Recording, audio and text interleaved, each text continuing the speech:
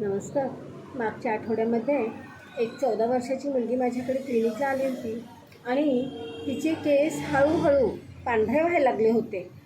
तर तिची आई भयंकर टेन्शनमध्ये होती की माझ्या मुलीचे केस इतक्या लवकर पांढरे कसे काय व्हायला लागले. मग जेव्हा तिची मी हिस्ट्री घेतली तेव्हा मला असं कळलं की ती सकाळी उठल्याबरोबर चहा मध्ये ब्रेड, बिस्किट, खारी असे पदार्थ खाते रोजच. शिवाय तिला बाहेरचे पदार्थ म्हणजे ती घरातलं जेवण कमी आणि बाहेरचंच म्हणजे पिझ्झा, बर्गर, ब्रेड असंच तिच्या आहारामध्ये समाविष्ट असायचं.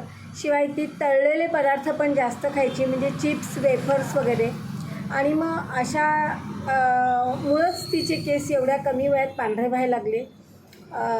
हे मी तिच्या आईला सांगितलं. आणि मग नंतर याच्यासाठी उपाय काय करायचा, तर आपली जी आवळा पावडर असते ती आवळा पावडर खोबरेल तेलात छान भाजायची काळी कुळकुळीत होईपर्यंत आणि नंतर ती थोड्या पाण्यात भिजत ठेवायची आणि ती केसांना एक अर्धा तास लावून ठेवायची आणि त्यानंतर साध्या पाण्याने केस धुवायचे. याने काय होते तर तुमचे केस मुळापासून काळे होतात आणि नवीन जे येणारे असतात केस ते सुद्धा काळे केस यायला मदत होते.